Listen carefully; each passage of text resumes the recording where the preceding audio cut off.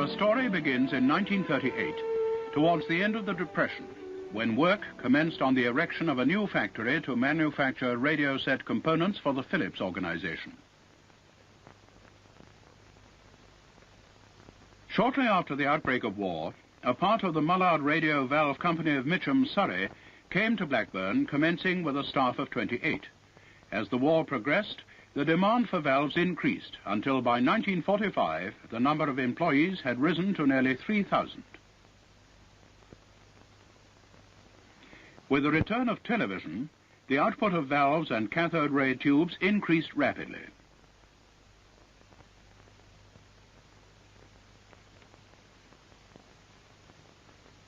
Feeder factories to supply valve assemblies were opened at Warrenhurst Road, Fleetwood, in August 1949, at Radcliffe Road, Fleetwood, in May 1951, at Waterfoot, Rawtenstall, in October 1953, at Lytham in February 1954, and at Blowick, Southport, in November 1954. New buildings were erected on the Blackburn site. This is part of the new wire factory completed in 1954 to produce high-grade tungsten and molybdenum wire. In 1955, the new glass factory was built. Over 500,000 glass components are produced here every day.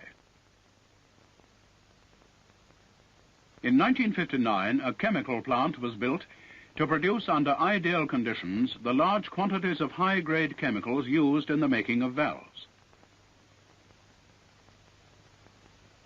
Huge quantities of hydrogen, oxygen and other gases are used in the manufacturing processes. To make the factory independent of outside suppliers, this plant was installed in January 1961. Blackburn Valve Assembly Department moved to more spacious accommodation in yet another new building in March 1961. About the same time, an office block was erected near the main gate. In this modern building are situated the personnel and purchasing departments. By this time, the largest valve manufacturing plant in Europe, the Blackburn Works, in 1962, provided employment in its various factories for over 6,200 people.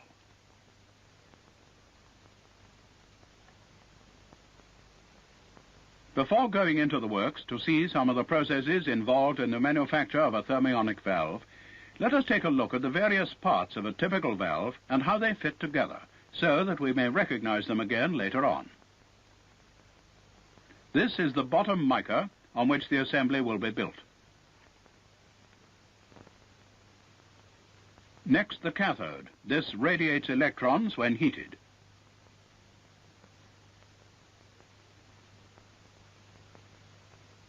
Grids 1, 2, and 3. These control the flow of electrons passing from the cathode to the anode.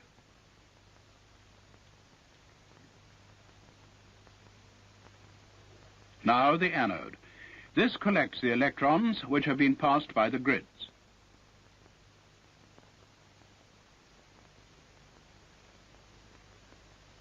The top mica, which anchors the free ends of the other components.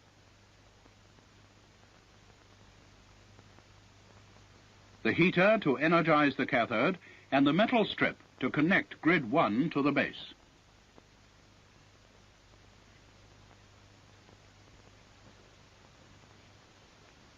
Here is the base, which will be used to plug the valve into its socket.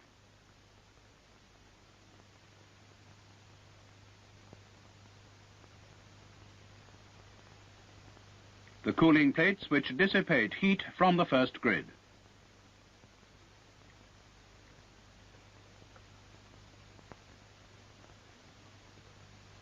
Next, the getter, which contains a barium alloy. This material will later be used to trap and absorb any minute traces of gas which may be left in the valve. Here is the complete assembly.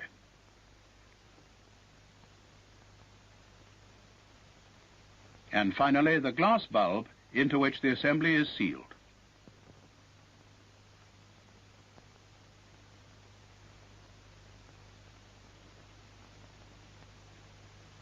Now let's go into the factory and see this same valve being assembled. We shall go through the operation step by step, and as each component is added, we'll have a look at the department where it is made. First, the bottom mica screen assembly. There are many shapes and sizes of micas, catering for the requirements of the numerous types of valve produced.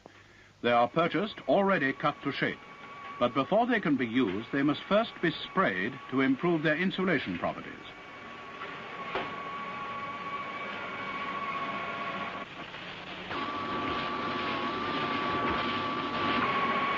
Samples are then taken from each batch and carefully inspected. Any batches which may contain faulty micas are rejected.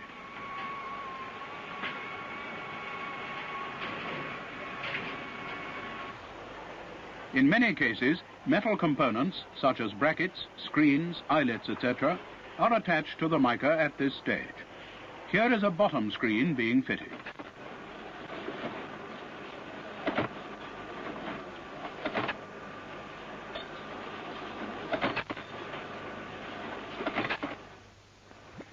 To the mica is assembled the cathode. This is a short length of nickel tube with a rim near one end to support and position it in the mica.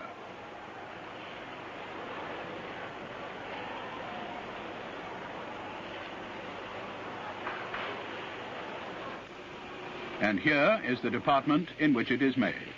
On this machine, the cathode is cut from a long length of round tube, the rim being formed at the same time. Here is the operation in close-up.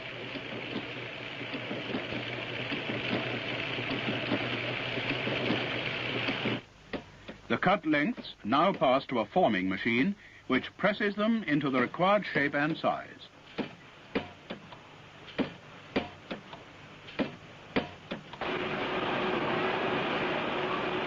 On a later type of machine, the cathodes are made from flat nickel strip. These are known as lock-seam cathodes and are free from the chemical impurities sometimes introduced into the metal during the drawing of round tubing.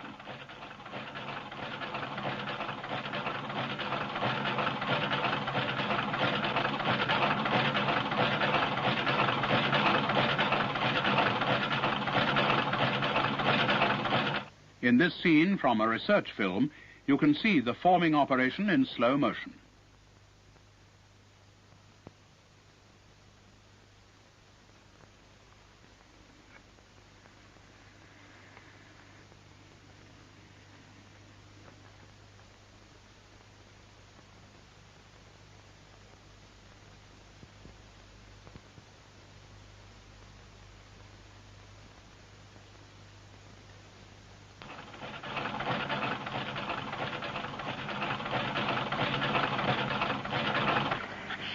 Now the cathode is coated on the inside with an insulating substance. This is to prevent shorting between the cathode and the heater.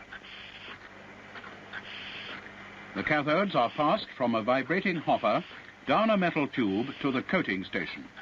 The small rocker arm in the center of the picture positions a drop of the coating material near the end of the cathode. The liquid is drawn through the cathode by vacuum, so coating the inside.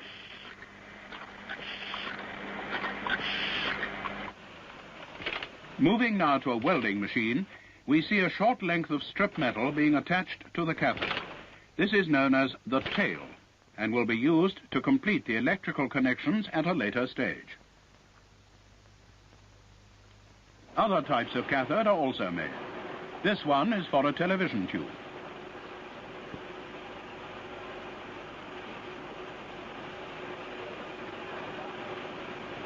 Valve cathodes, such as our EL84, are loaded into spray racks either by hand or by a vacuum loading jig and passed through to the spray room.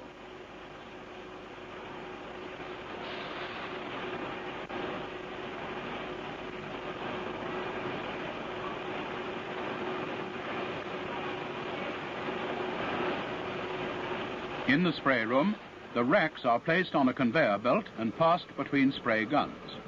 These coat the outside of the cathode with a chemical compound, which when heated gives off electrons. The depth of this coating and the evenness with which it is applied must be very carefully controlled, as these factors will affect the life and performance of the finished valve. After inspection, the cathodes are sent to the assembly unit.